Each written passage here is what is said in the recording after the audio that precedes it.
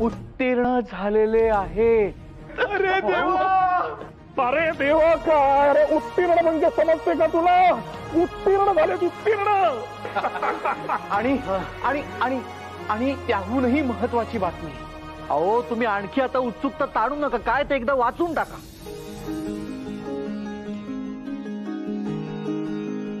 आपल्या शाळेतल्या 2 विद्यार्थ्यांना, जोशी आणि पानसे यांना प्रतिष्ठेची जगन्नाथ शंकर शेठ संस्कृत शिष्यवृत्ती देखील प्राप्त झालेली आहे. आता करा अभिनंदन, आता करा अभिनंदन. अभिनंदन. खरोखर आनंदाच्या बातम्या आहेत या. आज म्हणजे आपण आनंद साजरा करून पेढेच वाटायला हवेत. आपटे, आजच्या दिवस खर्चाचा विचार करू नका म्हणजे झालं. खरं म्हणजे आज आपण स्वतःला काहीतरी बक्षीस दिले पाहिजे. गुरुजी, मी पारावर जाऊन पेढे घेऊन येऊ? उत्तम. पळता. हे मात्र याला पाठ झालेले आहे. पण बळवंतराव, विद्यार्थ्यांचं हे यश म्हणजे एक प्रकारे बक्षीसच आहे आपल्याला. अगदी अगदी अगदी. आता महाविद्यालयासाठी थांबायचे नाही. महाविद्यालयाची प्रवेश परीक्षा, प्रिव्हियस फी आता आपण ताबडतोब घ्यायला हवी. वर्ग भरवण्याची परवानगी देखील मागायला हवी. इमारतीचे काम होत राहील. आपल्या या 14 विद्यार्थ्यांना घेऊन आपण आत्ताही वर्ग भरवू शकतो. आता हेच आपलं बक्षीस.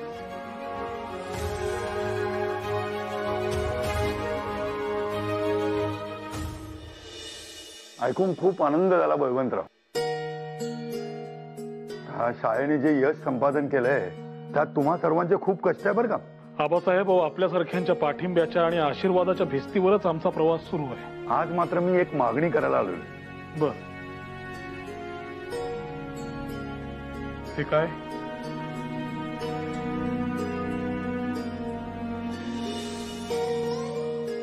मार्च महिन्याच्या 17 तारखेला आमच्या लेखाचा दत्तक विधी आहे. म्हणून गोपाळराव आणि तुम्हाला आग्रहाचे आमंत्रण देण्यासाठी आलेलो आहे. वा वा वा, उत्तम.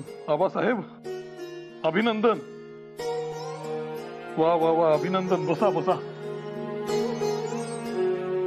आपण इतक्या अगत्याचं आमंत्रण घेऊन आलात, फार मोलाचं आहे आमच्यासाठी. परंतु गोपाळराव आणि मला, आम्हा दोघांनाही जरा येणं कठीण दिसतंय. अहो, असं कसं म्हणताय बळवंतराव? अहो, या कोल्हापूरच्या गादीच्या हक्कासाठी आपण लढलात, प्रसंगी तुरुंगातही गेलात आणि या अन्यायाची दखल सगळ्या जगाला, अगदी पार 7 समुद्राच्या पलीकडे लंडनला देखील घ्यायला लावली. आणि आता या कोल्हापूरच्या गादीचा नवा वारसदार येत असताना तुम्ही उपस्थित असायलाच हवं. काय होत आई, अचानक हसायला काय झालं तुम्हाला? काही नाही हो, आठवलं एकदम काहीतरी. काय ते? मी यांच्या घरी नवी लग्न करून आले होते ना, तेव्हा लहानच होते म्हणा वयाने, फारशी समज नव्हती. मला बाई सगळ्याचा रागच येईल सारखा, आणि मी काही ना काही कारण काढून भांडत असायची सतत. एकदा सासूबाई मला म्हणाल्या सुद्धा, अगं बाई माणसाच्या जातीने इतकं फाडफाड बोलणं बरं नव्हे. त्यावर मी त्यांना आणखी रागात विचारलं, मग संताप आला की काय करावं बाई माणसाच्या जातीने? अगं बाई, मग काय उत्तर दिलं त्यांनी? त्या मला असं म्हणाल्या की बाई माणसांची जी घरातली कामं असतात ना, तीच तिचा संताप दूर करायला पुरेशी असतात. म्हणजे असं पहा, जरा राग आला की घराची झाडलोट करून टाकायची. म्हणजे माझघर, आजघर, परसदार, अंगण, ओसरी सगळं कसं लख्ख करून टाकायचं. म्हणजे घराचीही झाडलोट होते आणि मनाचीही. मग एक दिवस मी त्यांना जाऊन म्हटलं, सगळं घर लखलखीत करून झालं, पण अजून काही माझ्या मनातला संताप जात नाही, आता काय करावं? मग मला म्हणाल्या, आता की नाही भामे, तू कांडण करायला घे. म्हणजे मनात आलेला संतापाचा विचार असा उखळीत घालायचा आणि कांडण करायचं. वहिनी, बाई माणसांची ही जी कामं असतात ना, ती काही फक्त संसार चालवण्यासाठीच उपयोगी पडतात असं नाही. मनातल्या भावभावनांचा निचरा करण्यासाठी ती उपयोगी पडत असतात. काकू, इथं स्वयंपाकघरात आतच या. अहो काकू, सावकाश हो, किती घाई. अगो, बातमी कशी आहे? कानावर पडली आणि धावत इथे आले. नाही आता इतक्या धावत पळत आलात म्हणजे बातमी महत्वाची आहे हे कळलंच. काय झालं काय? अगो त्या रमाबाई विलायतेला गेलेल्या, त्यांनी ख्रिस्ती धर्म स्वीकारला अशी कुजबुज होती ना, ती खरी आहे. अगो बाई, काय आली असेल, पण मी आता जे सांगणार आहे ना त्याने तुम्हाला धक्काच बसेल. अगो त्यांनी केसही कापले. आहेस कुठे? काय अगो बाई,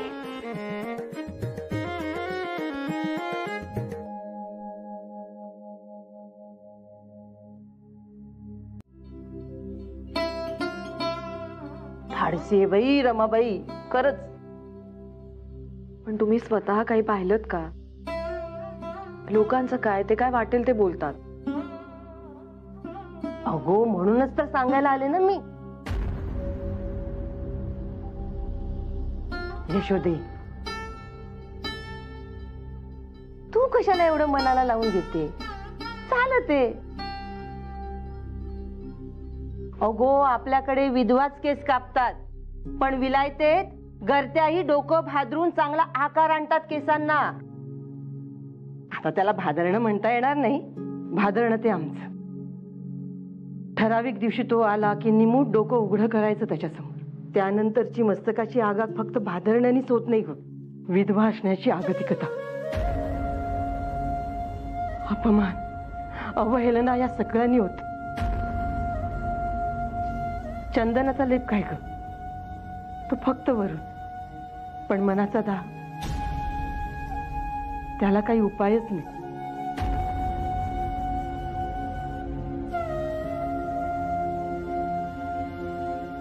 अगं पण त्या रमाबाई किती छान दिसतात केस कापल्यावर. मी तर म्हणते विधवेचे केस कापायचे असेल तर कापा, पण भादरू नका. त्या रमाबाईंसारखे छान ठेवू द्या, म्हणजे हे असं भोंड डोकं ना आलवणात झाकायला नको. मग मी तर छानपैकी डोकं उघडं टाकून गावभर हिंडेन. अहो काही काय बोलता काकू तुम्ही? तुला नाही समजायचं. अगं विधवेचं डोकं बघणं म्हणजे अपशकुन, म्हणून ते झाकावं लागतं. पण या रमाबाईंसारखे केस कापले ना तर कुणालाच बघायला अपशकुन वाटणार नाही. तुला सांगते भामे, ही रीत रुळली ना की सगळ्या बाया केस उडवत चालतील पुण्याच्या रस्त्यावर. तू बघ.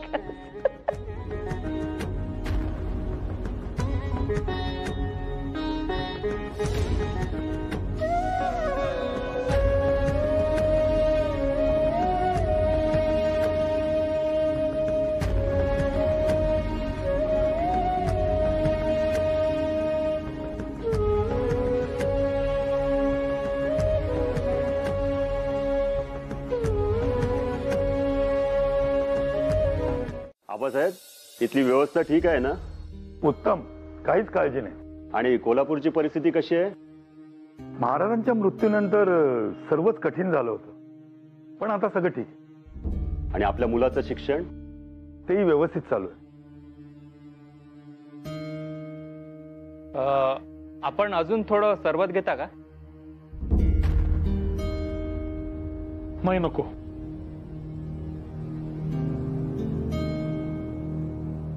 त्यापेक्षा कामाचं बोलून विषय संपवून का नाही टाकत आपण? नाही म्हणायचे असेल तर नाही म्हणा, काही हरकत नाही. रिजंट साहेब येतच आहेत आणि सरकारचा असा नियम आहे की अन्य कुठल्याही सरदार संस्थानिकांशी त्यांच्या अनुपस्थितीत कुठल्याही प्रकारची बोलणी करू नये. मी काही इथे राजकारणावर गप्पा मारायला आलेलो नाही. माझं काम शैक्षणिक आहे. We are also very interested in the field of education.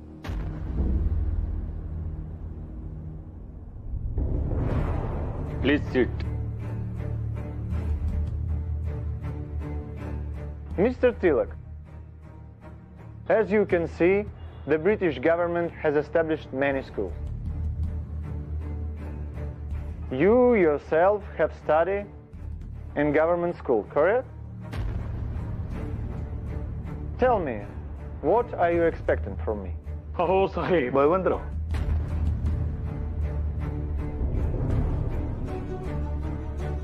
या बाबतीमध्ये मी महाराज साहेबांशी बोललोच आहे. नव्या महाविद्यालयासाठी 10,000 रुपयापर्यंत रक्कम देण्याची यांनी कबूलही केलेले. आता शिक्कामोर्तब झालं आणि रक्कम हातात आली की प्रत्यक्ष कामाला सुरुवात होईलच. Is it true?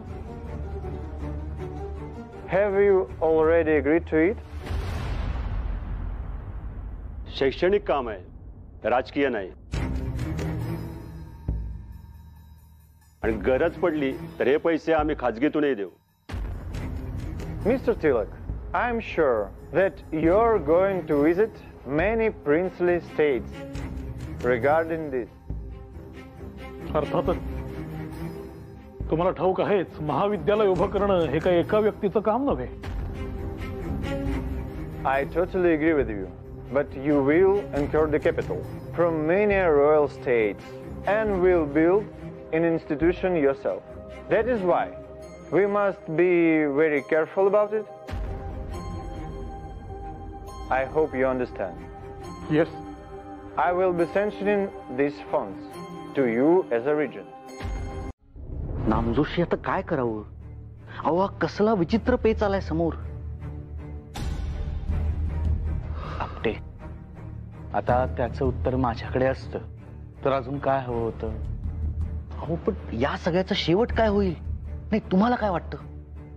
तेच म्हणतोय आपटे मी. मला काय वाटतं हे जास्त महत्वाचं असण्यापेक्षा काय घडायला हवं हे नाही का?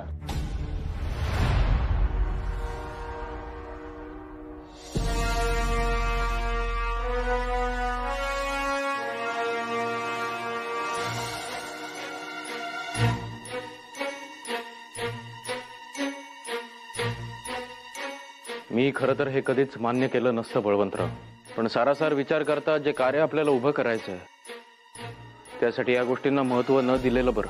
हे तुम्ही म्हणताय आगरकर? पूर्वी या जेम्स साहेबाबद्दल तुम्हीच केसरीतून कठोर भाषेत अग्रलेख लिहिले.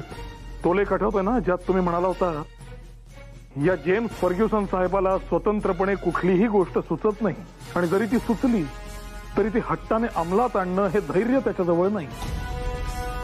आज जर रिचर्ड टेम्पल गव्हर्नर असते तर हे कोल्हापूर प्रकरण इतके भिजत राहिले नसते.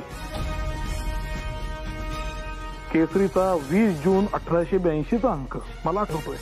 आठवतंय बळवंतराव, मलाही आठवतंय, पण ती भूमिका आणि ती भाषा त्यावेळची गरज होती.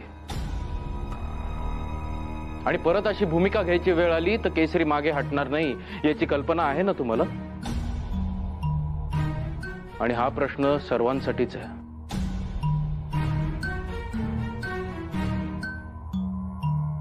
गोपाळराव, आम्हा सगळ्यांचा तुमच्यावर पूर्ण विश्वास आहे.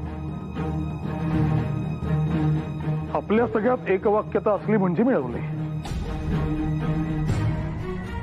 चला हे देखील करून पाहूया.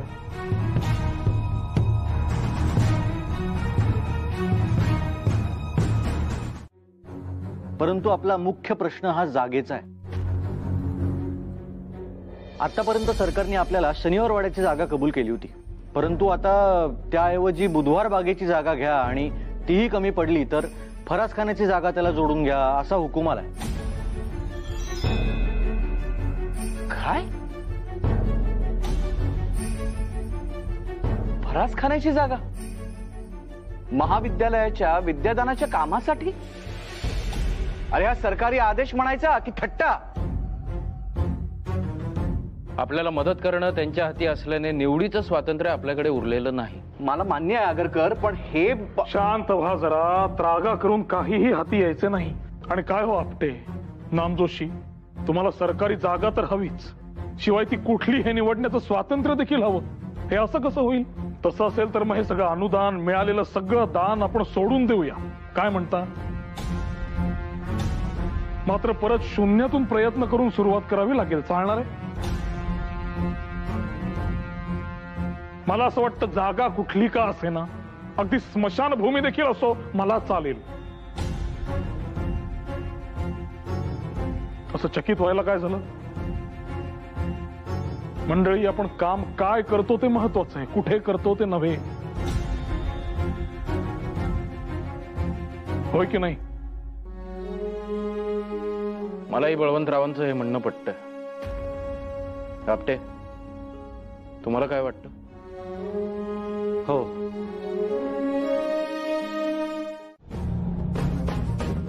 केसरी चालवताना आम्ही पदरमोड करतो. शाळा चालवताना पगारवाढ राहू द्या, पुरेसा पगारही घेत नाही. आणि हे असं लिहिलं जात आहे आमच्या बाबतीत. हो. आगरकर, तुम्ही बसा बसा, आधी शांत व्हा. बसा, थांबा. अहो काय हे आगरकर, पाणी घ्या, पाणी घ्या, पाणी घ्या. शांत व्हा, शांत व्हा. हे पहा, तुम्ही एवढा रागा करून घेण्याची काहीही आवश्यकता नाहीये. अहो, निबंध चंद्रिकेत काहीही छापून आलं तरी आपलं वर्तन तसं होतं का? नाही ना. तुकोबाराय काय सांगतात, निंदकाचे घर असावे शेजारी. झालं तर मग हे पहा, आपण काय करतो आहोत त्याचा हेतू आपल्यापाशी स्पष्ट आणि शुद्ध आहे आणि त्याची आपल्याला पुरेशी कल्पना आहे. हे महत्वाचं आहे ना आगरकर. झालं तर मग त्यांच्या जहरी टीकेचे बाण आपण आपल्यावर उडवून घेण्याची काय आवश्यकता? सोडून द्या, शांत व्हा. गुरुजी, गुरुजी, गुरुजी, तुम्हाला तातडीने घरी बोलवलंय. जसे असाल तसे असा निरोप आहे. म्हणजे मगाशी सुद्धा कपडे वाळत घालता घालता घरी येऊन पडल्या आणि आता पुन्हा हे असं. पण वैद्यबुवांना बोलावणं धाडलोय का? अगो, लगेच कशाला वैद्यबुवांकडे? आधी बघूया घरगुती चाटण्याने काय फरक पडतो, मग बघू. अहो, असं काय म्हणताय? तब्येतीचं काही कमी जास्त व्हायला नको. अगं, ज्यात त्यात काय गळे काढता आणि हात पाय गाळता.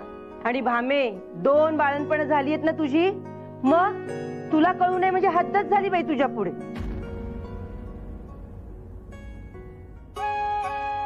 म्हणजे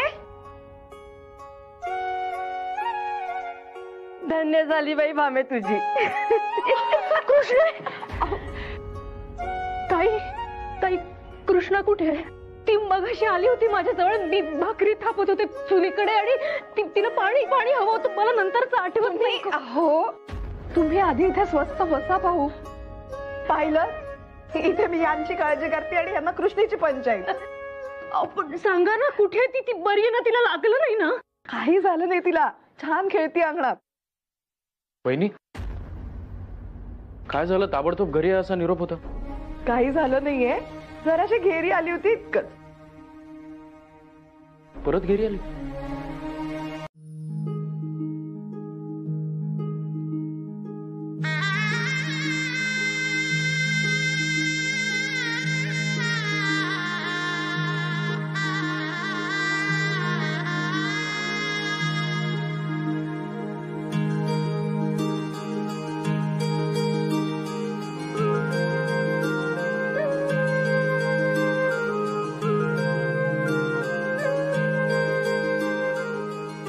चला ग मुलीनो, सुरुवात करा. हो, चला सुरू करूया. चला वहिनी. हो, करूया सुरुवात ना? हो हो. कुणी गोविंद घ्या, कोणी गोपाळ घ्या, कुणी मधुसूदन घ्या, कोणी जनार्दन घ्या,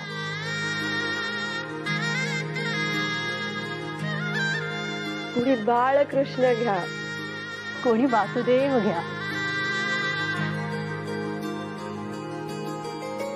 चला या आता.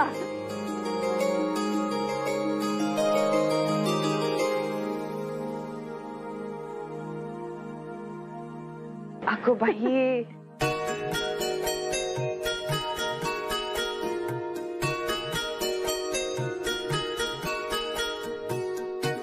वहिनी सांगायचं ना नाव? यशवंत. अगं बाई, छान. यशवंत गोपाळ आगरकर.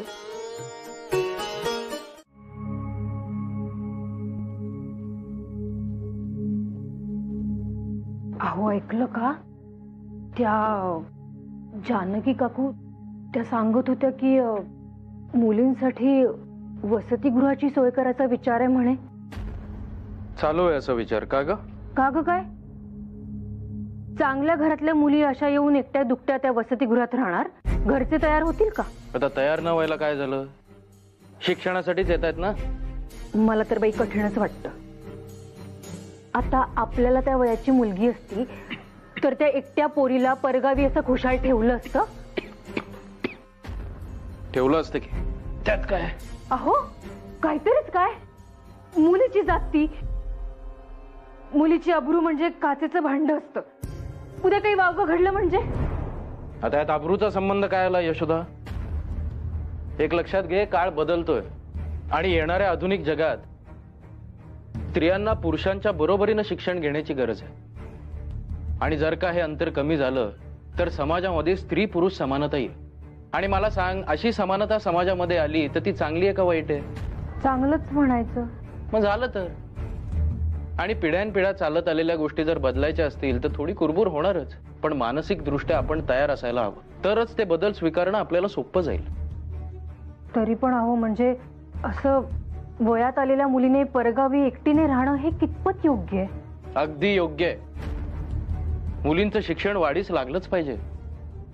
समाज म्हणून आपली जबाबदारी येते. प्रत्येक पालकाने आपल्या मुलीला घरच्या शिक्षणाबरोबरच बाहेरच्या जगातलं शिक्षणही द्यायला हवं. आणि खरं सांगायचं तर मातृभाषेतून शिक्षणाचा मी पुरस्कार आहे. शिक्षण हे मराठीतूनच व्हायला हवं.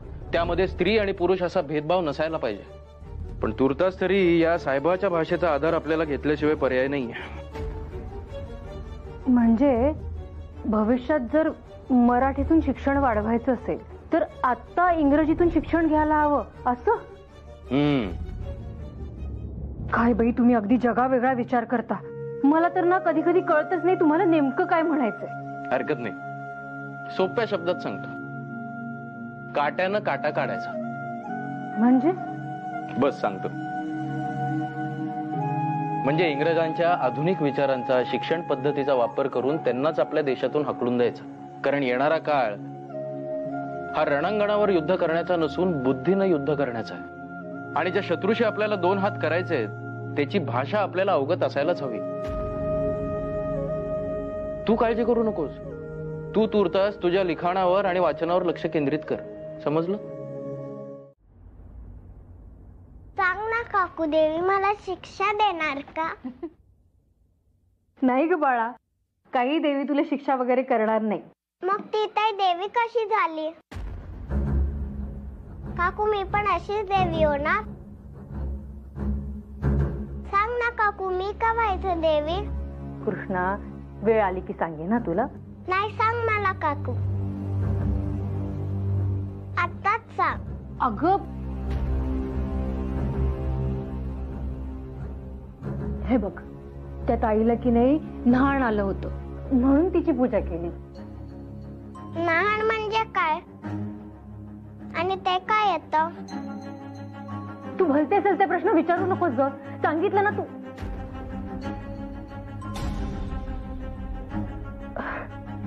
कृष्णा बाळा, तू जा बरं, हातपाय धुवून घे. आणि हातपाय धुवून आल्यावर आपल्याला मुळाक्षर गिरवायचे आहेत बरं का. जा पळ. नाही, तू आत्ताच सांग. बरं बाई, हातपाय धुवून झाले ना तुझे की सांगते. हा जा पळ आता.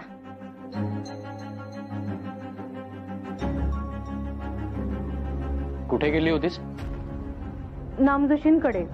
त्यांच्या सुनेचा न्हाणवलीचा कार्यक्रम होता ना, त्याचं आमंत्रण होतं. अहो कृष्णा ऐकेच ना, हट्टच धरायला लागली. केसात गजरा मारला. कुणीतरी असं अचानक समोर आलं आणि माझ्या कपाळावर लाल भडक कुंकवाचा टिळा लावला.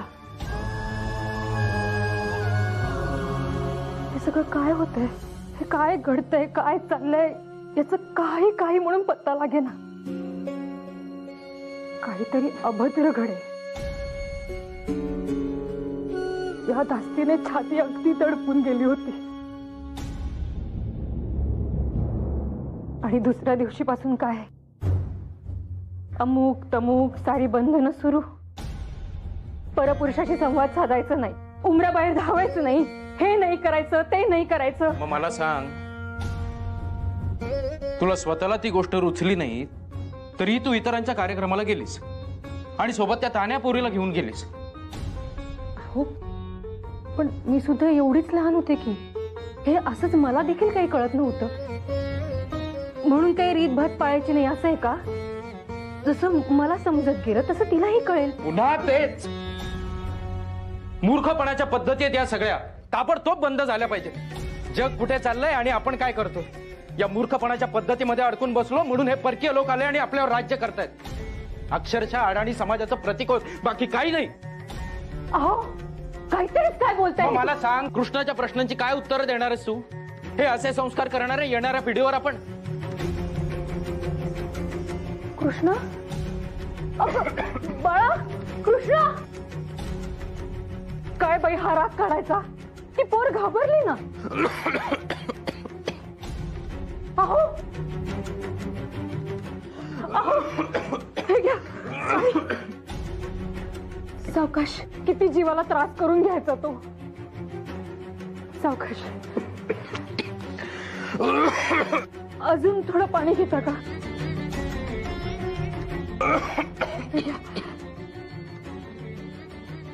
सावकाश.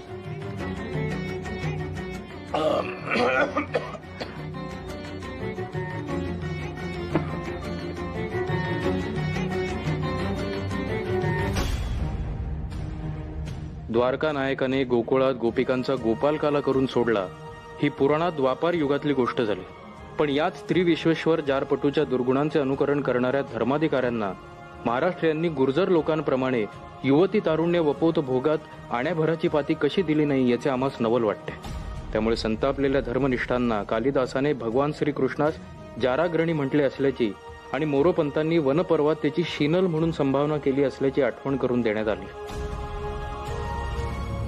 त्यामुळे जर या अशा विषयांवर लेख लिहायचे असतील तर त्यात छापली जाणारी मते ही आपल्या सगळ्यांना माहीत असायला हवीत.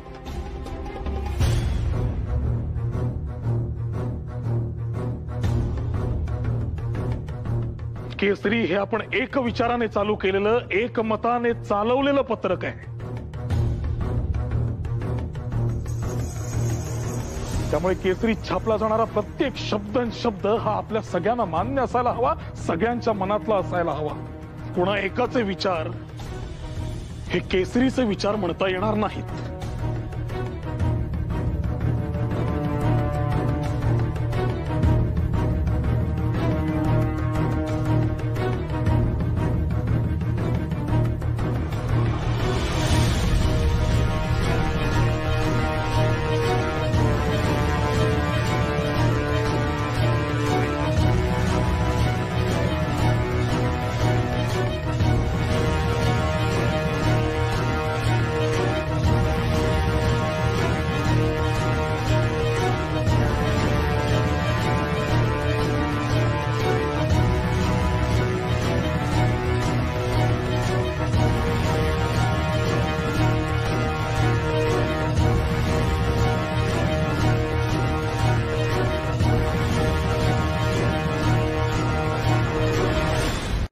टिळक आणि आगरकर दोघेही मातब्बर माणसं.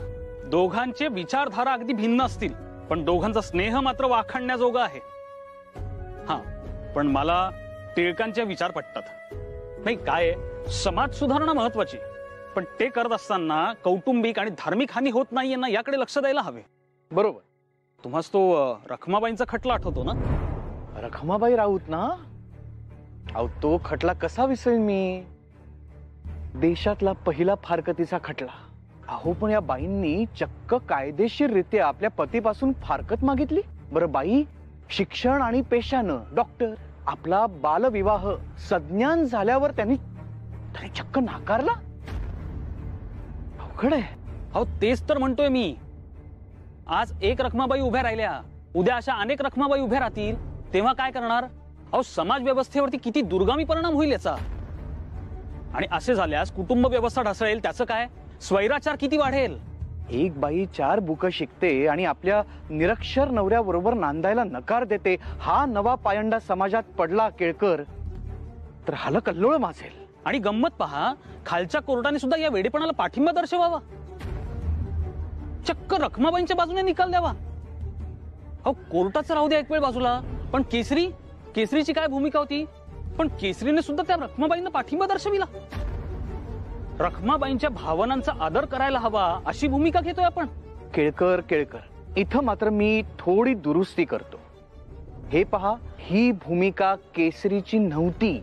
ही भूमिका आगरकरांची वैयक्तिक भूमिका होती आणि विशेषतः टिळकांनी त्या भूमिकेचा आदर केला आणि स्वतः त्या भूमिकेच्या विरोधात असतानाही. आता वरच्या कोर्टाने दुसरं काय केलं?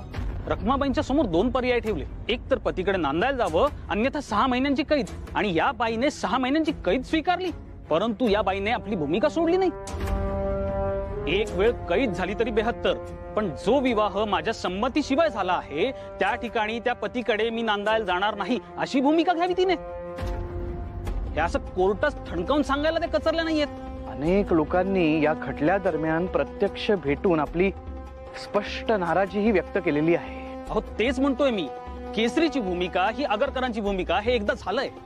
आपण या प्रकरणातून काहीही धडा न घेता हे नाणावली प्रकरणाचं आग्या मोहोळ आपण पुन्हा उठवलंय असं मला वाटतंय. ते आम्हासही पटते हो केळकर. आपण पत्र का सुरू केले? समाजात बदल घडावे या हेतूनेच ना. पण बदल असे काही एका रात्रीत घडत नाही. त्यासाठी थोडा वेळ, थोडा धीर धरावा लागतो. नाहीतर समाजात, कुटुंबात स्वैराचार वाढेल नाही का? आगरकरांनी थोडं सबुरीनं घ्यायला हवं होतं, एवढंच. हेच तर म्हणतोय आम्ही पण. ठीक आहे, शांतपणे समजून सांगत होतो की बाबांनो 2 दिवस कळ काढा, पगार मिळेल. पण नाही, त्यांना मारामारीच करायची होती. मी तरी किती ऐकून घेणार? दीनानाथ, मला 2 ठोसे लगावले तर मी एक तरी देणारच ना. पण मुळात हे सगळं प्रकरण मारामारीपर्यंत गेलं कसं? कुरबुरी सुरूच होत्या गेले काही दिवस. माझ्या कानावरही येत होतं की पगार नाही मिळाला तर काम थांबू, असं कामगार म्हणत होते. पण मग मी विचार केला की एखादा दिवस काय होतंय ते बघू पैशांचं आणि मग बोलू कामगारांशी. पण त्या आधीच हे माती भडकलेले कामगार आले आणि असं काहीतरी करून गेले. घडला प्रकार मीही पाहिला बळवंतराव. कामगार प्रचंड संतापले होते. मी मध्ये पडलो नसतो तर दीनानाथचे हातपाय जायबंदी झाले असते.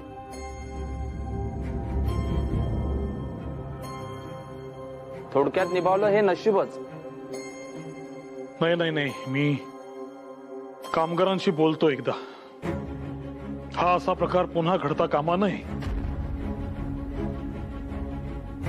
आपली अडचण काय ती नेमकी आपण त्यांना समजावून सांगूया आणि त्यांचे पैसे बुडणार नाही असं आश्वस्तही करूया. सध्या मी त्यांची समजूत घालून त्यांना शांत केलंय. पण बळवंतराव, आपल्याला काहीतरी हालचाल करावीच लागेल. ऑगस्ट महिन्यापासून केसरी, मराठा, आर्यभूषणच्या छापखान्यात कुरबुरी सुरू झालाय. कामगारांमध्ये दिवसेंदिवस असंतोष वाढत चाललाय. आज आता येथे अनायासे आपण सगळे मालक मंडळी आहोत. मला काही गोष्टी तुमच्याशी स्पष्टपणे बोलायच्या आहेत.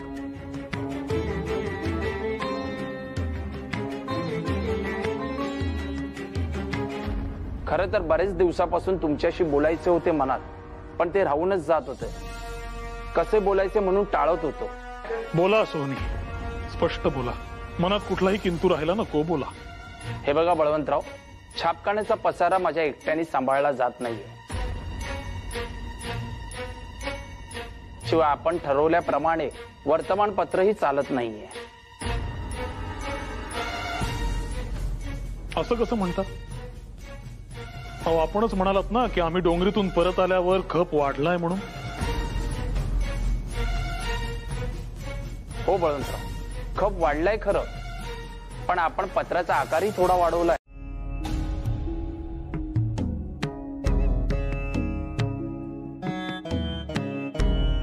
मंडळी, तुमचा काय विचार आहे?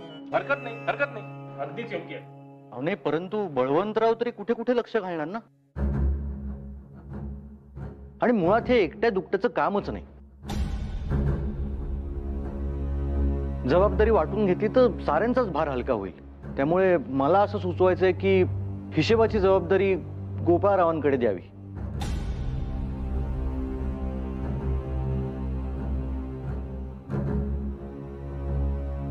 आपलं काय मत आगरकर?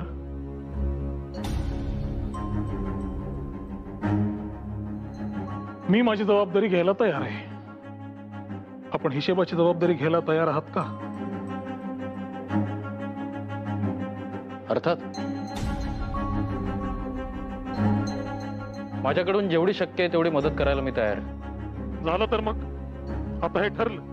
मी छापखान्यात मदत करेन आणि आगरकर हिशेबाचं काम करतील.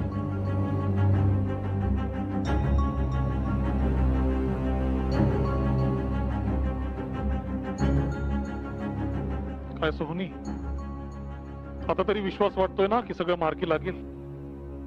डोक्यावरचं मनामनाचं ओझं हलकं झाल्यासारखं वाटतंय. पण बळवंतराव, थोडे पैसे तातडीने मिळाले असते तर बरं झालं असतं.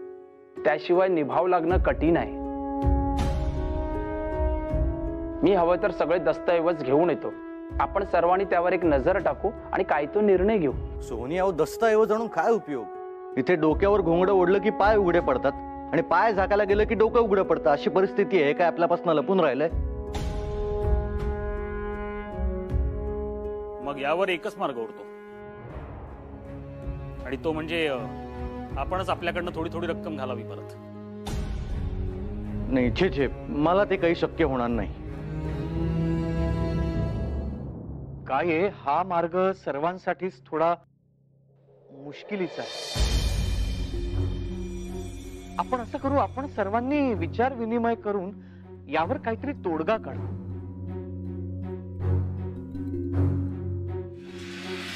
मग एकच मार्ग आहे, कर्ज.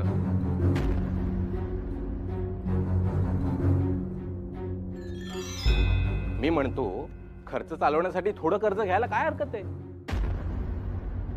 शेवटी आपण वैयक्तिक गरजेपोटी घेत नाही होते कर्ज. एक मार्ग आहे. माझा विचार मी सांगीनच. तुम्हा सगळ्यांची यावर काय मत आहेत ती मला ऐकायची. नाही, मगाशी म्हणलं तेच. बाकी मुद्द्यांवर चर्चा होईल, मार्गही निघेल. परंतु हा जो संपादकांच्या मानधनाचा मुद्दा आहे त्याला माझा स्पष्ट नकार आहे. हे बघा, आधीच आपण एक तर चिंचोके घेऊन काम करतो, त्यात आता मानधनही बंद करणं योग्य आहे का?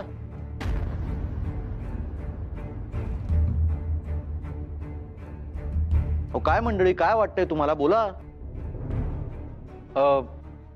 मला तरी आपटेंचा मुद्दा पूर्णपणे पटतोय. मी सहमत आहे या मुद्द्याशी.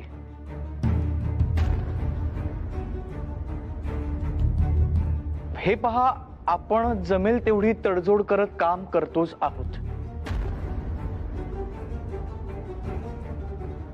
त्यात ही नवी भर कशासाठी? हो, आणि शिवाय 4 पैसे मिळाले तर लेखनास ऊर्जा मिळते ती वेगळीच. नाही, मानधन मिळालेच पाहिजे या मताचा मी आहे. नाही, मानधन मिळाले पाहिजे हे योग्य आहे, परंतु त्याचा दुराग्रह असता कामा नये. पैशांसाठी लिखाण करणारे आपण संपादक आहोत का, हाही प्रत्येकाने आपल्या मनाला प्रश्न विचारावा आणि आपलं मत मांडावं. अहो, याला काय अर्थ आहे? म्हणजे पैसे महत्वाचे आहेतच ना, त्यावरच तर जग चाललंय. तुम्ही अशी उगाच कोंडी करू नका बुवा.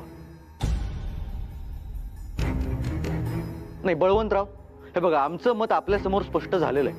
आता तरी तुम्हाला काय वाटतं, तुमची भूमिका काय ते सांगा.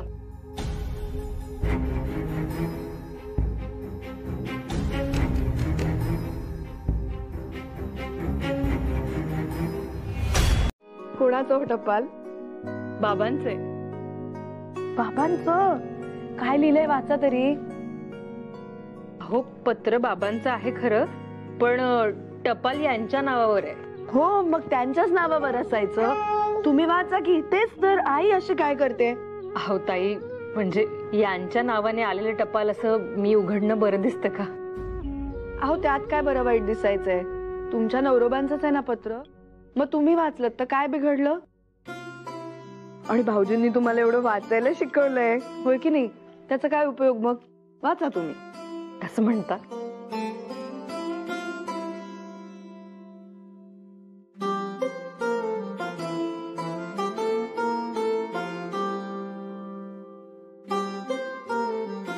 हो का? काय लिहिलंय पत्रात? ताई, माझ्या बहिणीचं लग्न ठरलं. अगो बाई, खरंच की काय? बाबांनी लिहिलंय, टपाल मिळाल्यावर लगोलग बांधाबांध करून ये. घाईचा मुहूर्त आहे जरा.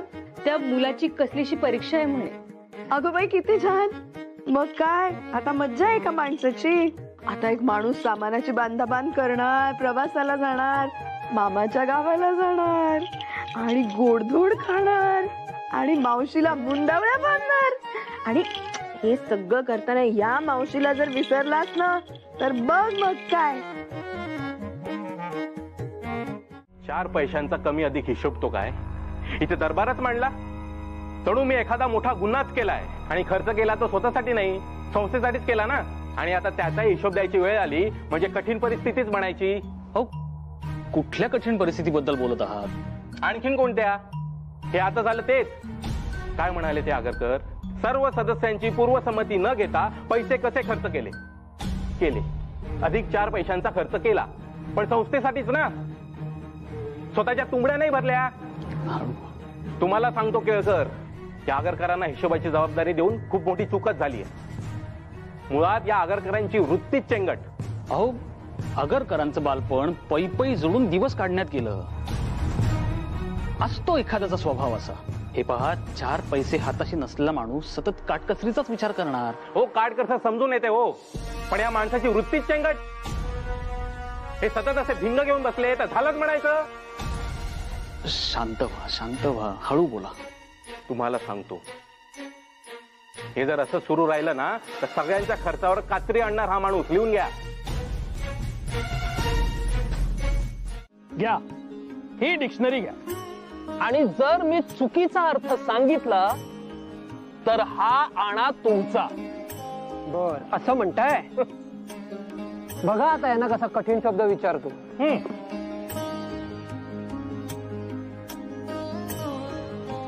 बाय टायजेट,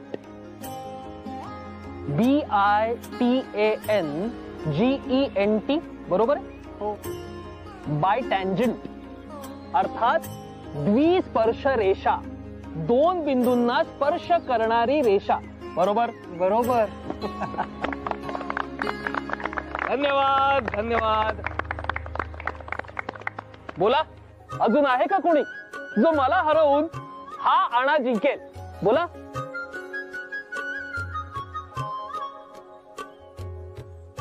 तुमची हरकत नसेल तर मी एखादा शब्द विचारू का?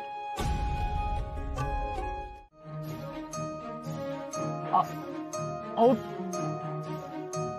हो, का नाही, या बसा.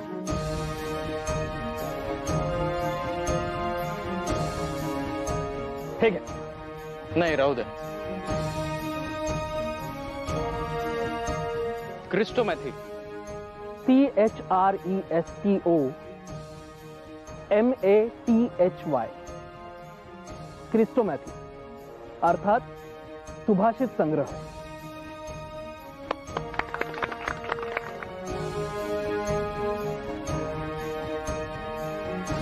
फिक्टिशियस. कृत्रिम. अपोजिट. सार्थ. ॲब्रोगेट. उल्लंघन.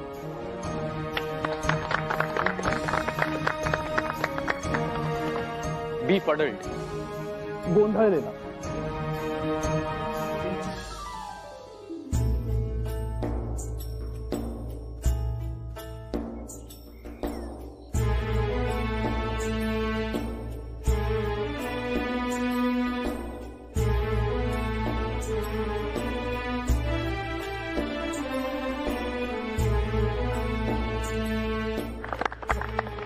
आता पुढचा शब्द विचारतो. थांबा थांबा थांबा, माफ करा, पण आपण माझ्यापेक्षा सर्वार्थाने मोठे आहात, तेव्हा कृपया हा खेळ आपण इथे थांबवूया.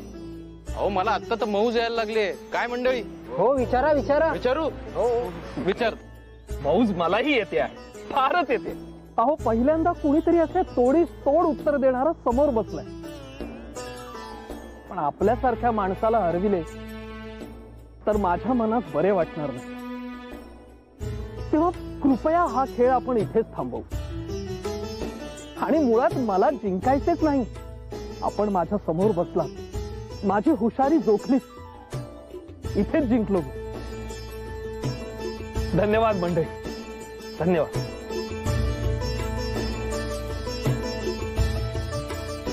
तुमचं इंग्रजीचं ज्ञान अफाट आहे.